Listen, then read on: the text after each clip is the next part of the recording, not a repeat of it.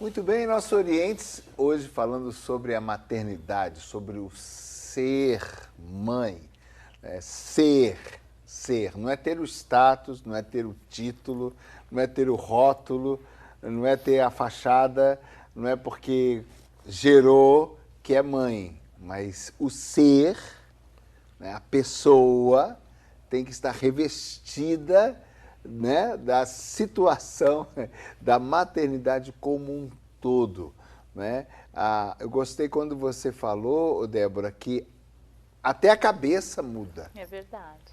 né? Quer dizer, o sentimento muda, Muda tudo. para quem concebe fisiologicamente muda também o físico, mas também até o tipo de preocupação, o tipo de pensamento, o tipo de foco.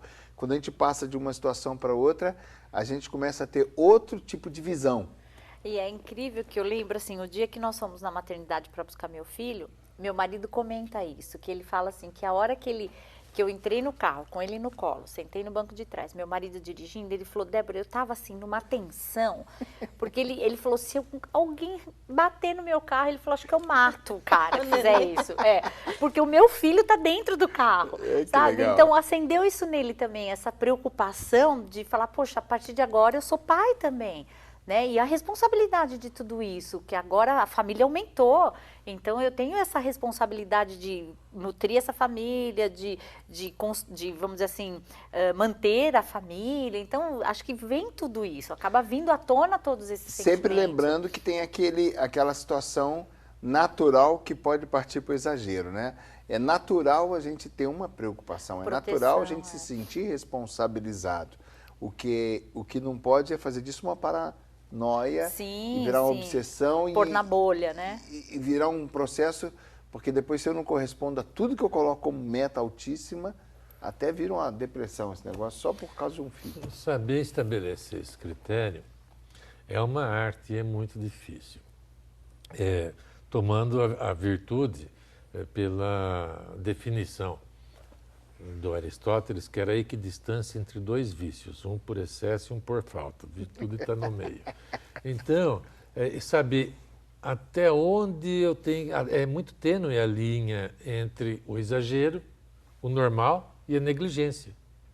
Então, eu lido um pouco, do ponto de vista patológico, com os extremos, né? Com o exagero e com a negligência. Mas é difícil, é sutil a diferença. Eu acredito até que, não posso garantir, mas pode ser que até o amor esteja envolvido em saber delimitar o bom senso, o discernimento, de não cercear tudo do filho e não negligenciar tudo do filho. Até onde a nossa história vai influenciar nessa atitude? Porque o que acontece? Hoje a gente tem filhas, por exemplo, que ficam grávidas na adolescência, né? E muitas vezes a família já vem de vários tropeços, os pais são separados, a mãe tem que trabalhar, não tem tempo talvez de cuidar tanto, e de repente a menina está grávida, e a menina vai partir também para um dos extremos. A estrutura familiar está completamente diferente do que era há algumas décadas atrás, né? Então a gente tem que pensar também em todo... Veja, não é raro, nesse exemplo que você deu de uma gravidez precoce, uma adolescente que acaba engravidando, não é raro que ela não tenha oportunidade de educar plenamente o filho dela, exatamente pela preocupação que alguém tem dela ser muito jovem, subtrai dela, tira dela o filho. Normalmente é a mãe dela, a avó da criança, ou uma tia, ou alguém que pega a criança, embora tenha a melhor das intenções, seja até uma questão de caridade ou qualquer coisa assim, mas não é a mesma coisa que a mãe cuidando da criança. E às vezes eu tenho visto pessoas muito jovens que exatamente a partir do momento em que são mães, muda completamente a maneira de ser. Que beleza. Quando nós estávamos falando que muda, que seu marido foi mais devagar com o carro, etc. e tal, eu costumo dizer que muda toda a escala de valores. Mas muda de tal maneira que o que não tinha importância nenhuma passa a ter muita importância e muitas vezes o que era muito importante deixa de ser importante. É verdade. Isso quem faz é o filho. Agora, eu já estou numa fase, eu estou pós-graduado, eu já estou para lá do filho, eu já estou avô. O Laércio está encaminhando aí. Eu estava te ouvindo e pensando no meu neto. Mas então, uma situação dessa, doutor, é importante se a jovem corresponde, se ela, essa intuição de mãe vem à tona, esse dom, essa maternidade aflora, não é? É importante que as pessoas ao redor, então a família, Certo. tenha olhos para observar e respeitar. Uma supervisão à distância é muito importante. A gente tem visto casos, infelizmente, que não tem um desfecho feliz, onde a pessoa realmente tem uma imaturidade não só cronológica, como emocional também. Mas, em geral, essa pessoa, mesmo sendo muito jovem, sabe o que fazer.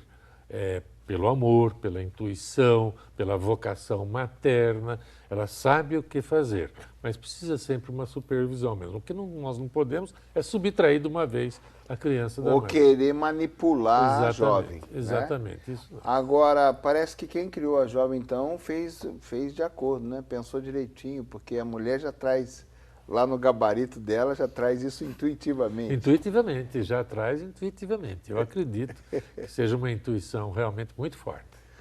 E com o tempo, Débora, e com os anos, a maternidade atenua, a maternidade perde o foco um pouco, a maternidade relaxa, né? A maternidade, depois que os filhos já cresceram, porque aí depois eu vou perguntar para a Maria do Rosário, presta atenção na resposta, né? Porque os filhos estão crescidos, os filhos sabem o que fazer, os filhos já se formaram, os filhos já são até sacerdotes, né? Então, a maternidade, depois que o filho já é um homem, já é uma pessoa adulta, e aí a maternidade atenua? Não, nunca. Mãe é para sempre. Eu falo que cada fase, eu sinto saudades quando eu passava as noites em claro com ele no colo. Hoje eu fico esperando ele chegar 2, 3, 4, 5 e ele está longe. Então eu falo, poxa, sabe, eu tô acordada igual, do mesmo jeito, esperando. Só que daquela época eu tinha ele aqui chorando de dor de barriga, mas estava aqui, né? Hoje ele tá na balada, tá com a namorada, tá com os amigos. Então eu acho que não tem assim, vou me aposentar como mãe. Eu acho que não existe isso. Eu acho que você, quando se torna mãe, mãe é para sempre. Em cada fase você tem a sua preocupação, você tem a sua noite mal dormida, você tem a preocupação com a alimentação, com roupa, com frio, com calor, com tudo, com a educação, com a saúde, não importa a idade. Então isso deve frustrar muito, é um peso muito pesado, né? Isso o resto da vida ter esse trabalho. Eu vejo como bênção, eu acho que, eu falo assim, ainda outro dia mesmo, meu filho é muito alto, né? E eu para ele, senta aqui no meu colo para eu te dar um abraço. E ele já, mãe, por que você cresceu? Eu fiz assim, sabe? Eu queria você pequenininho aqui no meu colo para sempre. Essa coisa mesmo do cuidar, eu gosto disso, sabe? Eu sinto falta hoje em dia disso, até porque realmente ele se vira, ele trabalha, ele tem autonomia, ele tem a vida dele.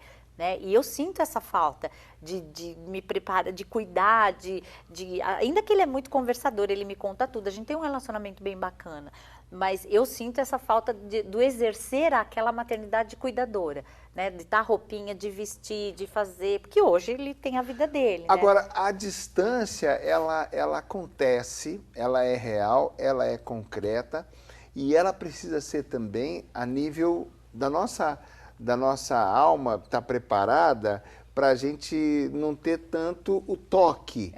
Né? Você começa a ter um sentimento um pouco, ainda minha, que é filha, e que outro homem entrou e levou, né? Você tem que estar preparado para ter um pouco de perda, distanciamento.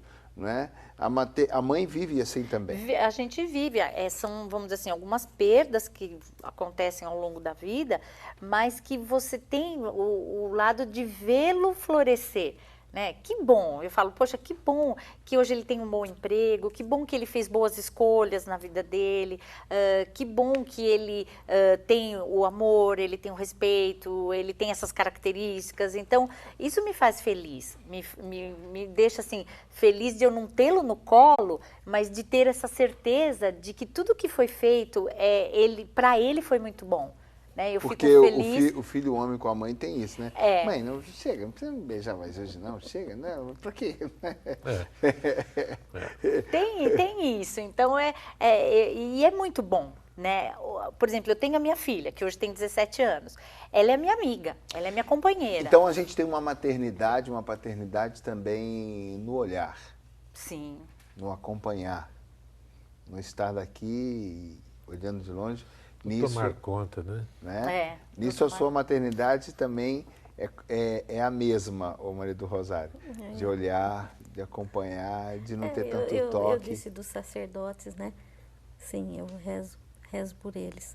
Mas também as pessoas que chegam pra gente e pedem, muito lugar que a gente vai, né? Que as pessoas, reza por mim, pede por mim, eu estou precisando dessa graça. Lá no Facebook fica bombando de pedido de oração. No programa a gente recebe as orações. E aí a gente não está com aquela pessoa ali no colo. Muitas vezes a gente gostaria de estar. Porque a mãe, ela passa um tempo... vamos dizer, como ela estava citando ali em casa, meio de sentinela. Com ele aqui, né? É verdade. Então, hoje, a distância preocupada. Mas esse tipo de... Mas aí tem casos, por exemplo, na família da gente, muitas pessoas que a gente reza e a gente quer ver o fruto daquela oração e a gente quase que parte por uma obsessão de ver aquilo concretizado e realizado. Meu Deus, tenha misericórdia, né? Mas aí, o ponto no meio aí, esse ponto do meio é o Espírito Santo. É o Espírito Santo que vem em socorro da gente e tranquiliza o nosso coração, porque a gente faz a parte da gente e Deus faz. Nós fazemos o possível e Deus faz o impossível. Então, a mãe precisa, ela é uma sentinela. E a intercessora também, a mãe espiritual, é uma sentinela, tem que ficar de longe. Porque às vezes as pessoas pensam assim, mas... De butuca, como a gente fala, né? A gente, eu não tenho um hábito, não estou num convento, não vivo 24 horas de vida contemplativa, mas o coração está ligado com Deus em sintonia. E o tempo que a gente está vivo ou acordado, acorda de noite, meu Deus... Tal caso, a gente lembra e reza. E com essa relativização que a gente faz, a gente deixa as coisas menos importantes, o que a gente achava mais importante. Isso também aconteceu comigo quando fiz a consagração. O que era altamente importante para mim ficou em segundo plano. Não me preocupa mais. Ela também não é mãe hoje mais 24 horas. Ela cuida da casa, ela vai para o trabalho, ela não fica o tempo todo por conta do filho crescido. Ele está no coração e no pensamento. Mas a gente é por um Estado, por uma Constituição. E não tem como voltar atrás, né, doutor? Não tem como voltar atrás. O filho é definitivo. O filho é definitivo, é para o resto da vida. A presença dele é marcante. As preocupações vão ser sempre em torno dele e depois dos filhos dele. É uma sequência onde não tem como você negar que a sua vida sofreu um revés, de repente, muito grande. E as mães, então? Tem muita frustração. Quais são as queixas das mães que veem os filhos crescerem, se distanciarem? E aí? Elas eu acho que as frustrações... Não ficaram muito obsessivas quanto às metas? De um modo geral, gira mesmo em torno da expectativa, né? Ela constrói uma expectativa em cima do filho e também pela vocação que ela tem em tomar conta. Quando o filho se casa, vai ter outra pessoa tomando conta. Nossa então, Senhora, vai chegar o meu dia, né? Vai chegar o meu dia, qual é o caso eu não estou pior, preparada. É do pai ou da mãe? Geralmente é da mãe. Da mãe, eu vejo isso em casa. Vai chegar o meu dia. É a sogra, né? Olha, A se você me eterna permite, sogra. só a título para descontrair, tem aquela brincadeirinha que o sujeito arrumou a namorada estudando em São Paulo e a mãe morava no interior. Então ele falou, mãe, eu estou namorando. E a mãe com aquele discurso que sempre tem, mas é isso que você precisava, meu filho. Eu estava torcendo tanto, você era uma boa moça. Gostei da ideia. Eu falei, então, mãe, eu vou levar ela esse fim de semana. Eu vou fazer uma brincadeira com a senhora. Eu vou levar ela e mais 2 amigas. Aí você vai adivinhar qual que é a minha namorada. Nossa. E levou e deixou na sala conversando com as fome. 3 moças e a mãe. E foi lá fora, voltou e falou, e aí, mãe? Já sei, filho, é aquela de vermelho. É, como é que a senhora sabe? Porque eu não gostei dela. Foi pela intuição. Que não gostou. Então aí é a grande rival, né? Aquilo lá que não vai dar certo nunca. Então, existe uma frustração. Existe a frustração. Dos pais também. Eu falo brincando, não queria ser parcial. Os pais também têm uma frustração. Mas olha, eu aprendi a dizer uma coisa que não é todo mundo que gosta. Na questão da frustração, a culpa, entre aspas, é de quem tem a expectativa, não é do outro. É verdade. É a gente que nutre uma expectativa, às vezes não Exagera. exagera e ele não é adequado àquela pessoa, né? E aí, claro que a chance de eu me frustrar é muito grande. E as mães se frustram, sim. Não tão, igual o número que os pais, mas as noras são muito mais mal vistas do que os genros. Isso você pode ter certeza. Quer dizer que ter uma sogra não é tão ruim assim? Não, ter uma sogra não é tão ruim assim, não. Ter a relação da nora com a... A nora é terrível, o genro nem tanto. Eles falam, ganhei um filho. filho. Mas é muito mais difícil ouvir falar, ganhei uma filha. Mas meu filho já me falou, ele, mãe, nenhuma namorada que eu pense, que eu namore ou que eu traga aqui em casa, você vai ficar feliz. Ele já falou isso pra mim. Eu não é bem assim. Mas também eu não sei dar continuidade a essa fala. Bom, não é bem assim. Ele é, mãe, porque sempre tem um defeito. Eu, não, Bruno, não é assim. Mas, na verdade, assim. Faz assim. parte do ciclo, acho É, que não é faz assim. parte Sabe do que eu ciclo. estou lembrando aqui uma palavra que meu pai dizia. E meu pai era um homem sábio que está lá com Deus agora. Ele dizia, minha filha, o nosso entusiasmo não é o entusiasmo do outro. Ah, É legal. bem isso, não é? É bem isso É mesmo. bem O entusiasmo da gente não é o entusiasmo do outro. Agora, doutor, então eu queria ir concluindo, que a gente falou tanta coisa bonita, mas especialmente para as mães frustradas, para as mães mal resolvidas ou que não amadureceram, né, não conseguiram conceber a maternidade, talvez mães solteiras, talvez mães muito adolescentes, muito jovens, talvez mães que ficaram grávidas sem esperar, né? Qual seria uma dica importante para uma mãe que se sente roubada na sua vida pelo próprio filho, né? E até repudia um pouco o filho? Isso é uma colocação muito importante e de vital importância. Eu acho que a gente estabeleceu um grau de dependência da existência do outro, ou da não existência do outro, é menosprezar o milagre da vida que você tem. Eu não posso estabelecer que minha vida só teria valor, ela só é viável em função do outro. Seja esse outro meu filho, seja um filho que eu não tive, ou seja um filho que eu tive e está me desagradando na minha expectativa. Eu acho que se a pessoa puder cultuar a beleza e o milagre da sua própria vida, como eu disse antes, da sua parte, já está de bom tamanho. Porque perdas e frustrações, automaticamente quem está vivo tem.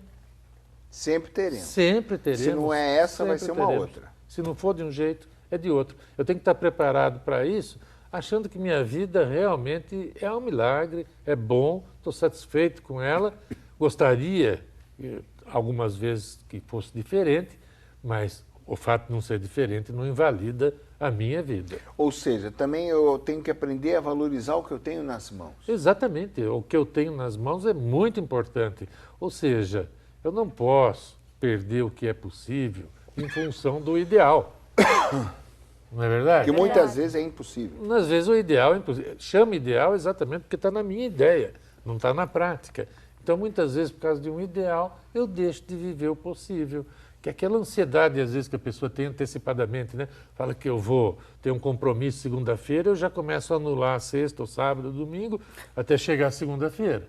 Quer dizer, então eu perdi o que é possível por causa do ideal. Fica sofrendo por antecipação. É o que mais tem hoje em dia. Uma pressa. Uma palavra das duas mães para as mães frustradas. Vai lá, Débora. Olha, eu concordo, lógico, com o doutor e é bem isso, né? A partir do momento que você se torna mãe, por mais que venham essas anulações para que você transfira para esse filho, né? Olha, você é culpado do que está acontecendo comigo hoje. Eu acho que tem que ser revisto isso, porque um filho, ele é uma bênção de Deus. Então, essa concepção, um filho, ele vem porque é uma bênção. Então, não dá para você negar isso, não tem como negar, é o fato, é a sua vida. Você concebeu e deu à luz a um bebê que está ali dependendo de você. Sabe, reveja os seus conceitos, reveja os seus valores e põe amor nisso, porque o que falta aí nessa relação é o amor. E ele tem que vir de você, não vai vir dessa criança recém-nascida, que você está olhando ali no berço e não está nem com vontade de pegar no colo, sabe? Então é dentro de você, é aquela coisa do eu vou me exercitar, eu vou pôr esse meu amor em prática para acolher essa criança, que é a bênção de Deus. De novo, Maria do Rosário, a gente cai no aspecto da alma, né? De voltar para o coração, para o crescimento dos meus horizontes aqui, nos meus sentimentos, na minha alma, na minha maneira de enfrentar. Ou seja, a oração nessa hora. O que eu gostaria de dizer para você, mãe, que está sofrendo, aqui na obra nós recebemos mais de 2.000 cartas por dia, a maioria são cartas de mães. Mães que sofrem, mães que pedem pelos seus filhos. Quando a gente sai para a evangelização, a gente ouve mães falando também disso. O que eu quero dizer para você, mãe, é que tem uma mãe que viu seu filho na cruz. Ela chorou, seu filho foi injustamente morto e ela aguentou, porque existe a graça de Deus. Recorra à melhor das mães, Maria Santíssima. Ela vai ensinar você a lidar com seus filhos, a acolher seus filhos. Não tenha medo desse coração de mãe. Não tenha medo de dizer, mãe, me ajuda a ser mãe.